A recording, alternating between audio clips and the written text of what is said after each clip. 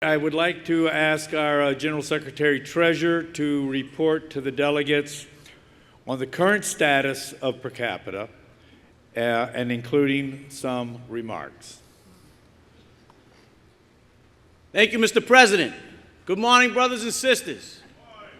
What an honor it is to be serving as your General Secretary Treasurer. And what an honor it is for all of us to be here at our convention, celebrating 100 years of unity and success. When you think about the mission that our forefathers embarked on 100 years ago, the mission to protect each other, to make our lives better, that mission doesn't have a destination.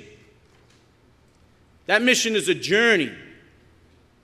And all of us, elected leaders in this room,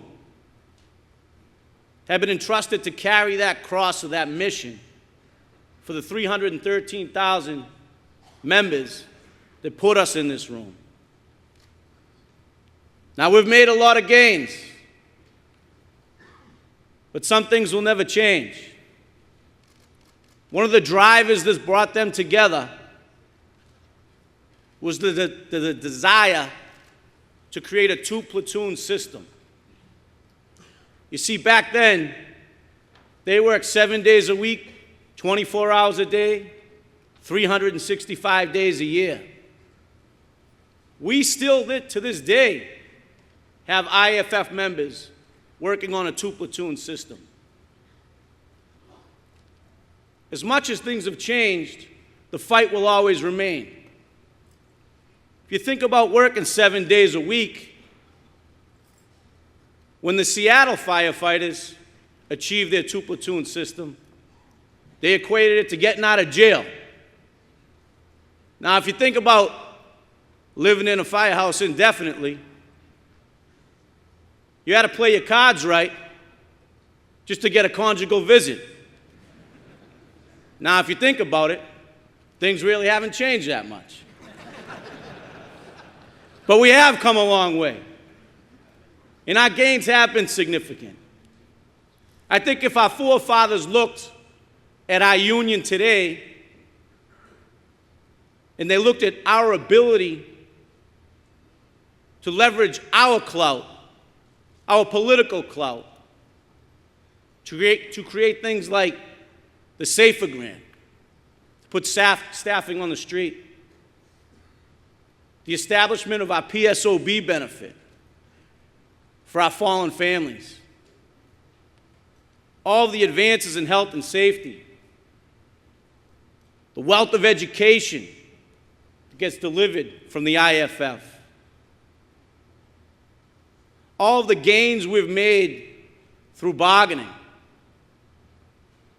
You think about the vision of IAFF Financial Corp, with over $8 billion in assets being managed. The tremendous organization that we have become, we owe in great part to those that came before us. And we have a great team right now of leaders on this executive board that you elect. And if you looked at the gains over the last 100 years, and when 100 years from now, they meet and look back on us and what we did, they're going to take a look at one guy who for the last 42 years has had his fingerprints on every success that this international union has had. And that's our General President, our leader, Harold Schaperger.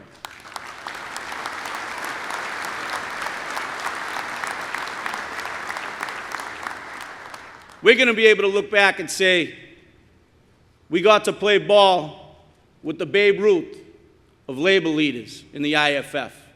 And that's who Harold Schaperger is. You know, when we look at where we are today, from our last convention, we had a per capita increase of 14 cents in 2016. To put that in perspective, in 1918, the per capita increase was 15 cents.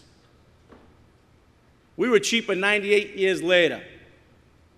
But our members didn't join this union to save money. They joined this union to be successful, to win, to make our mission successful. And you look at what we're doing here today, it's about leaving it better than we found it, about refining ourselves from within, but also having the capacity to project outward to be successful. Now, coming into this convention, your per capita tax is $13.62. We have a sunset that kicks in September 1st on a resolution from the convention in 2016, which will reduce our per capita to $13.59. So as we debate and vote resolutions, the floor number is $13.59. Coming out of committees, if adopted on the floor, the committee's recommendations are 33 cents for COLA, a very smart resolution, good governance to protect ourselves from inflation. We have 25 cents for PAC. That's about punching forward and outward.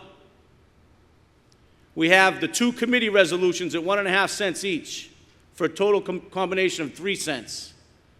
We have a 10-cent resolution to fund disaster relief. We also have a 2-cent resolution to add to our cancer research funding. The total per capita recommendation coming out of committee before it hits the floor is 73 cents. If all of those committee recommendations are adopted without amendment on the floor, our per capita coming out of convention will be $14.32. Now, when you think about our mission and what our mission is, it's pretty wide open. But when you dial it down, when I dial it down, I put myself in front of a church, honoring one of our fallen. That's where our mission starts for me. How do we prevent this from happening again? Whatever it may be, struggles from behavioral health, cancer that plagues our job, a building collapse, a backdraft, being overrun in a wildfire, whatever put our brother or sister in that box is the tip of the spear of the mission where we work backwards. Our loyalty is to dead firefighters, past and future. Brothers and sisters, that loyalty is being tested. Up in the White Mountains in New Hampshire, on Lake Winnipesaukee, is a town called Laconia, where we have 36 members. Our president went before their city selectmen with an olive branch. The local had been at war with these selectmen and said, hey, let's move forward.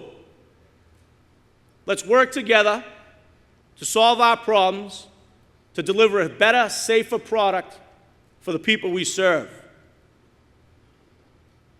One of those selectmen said, you know what your problem is? You people think you walk on water. Well, I remember one guy thought he could walk on water down by Weir's Pier, and that didn't turn out too good. That guy he was talking about was Mark Miller, our brother, who sacrificed his life in the line of duty, who died under the ice while training in 2004. Our loyalty to our dead firefighters is being tested.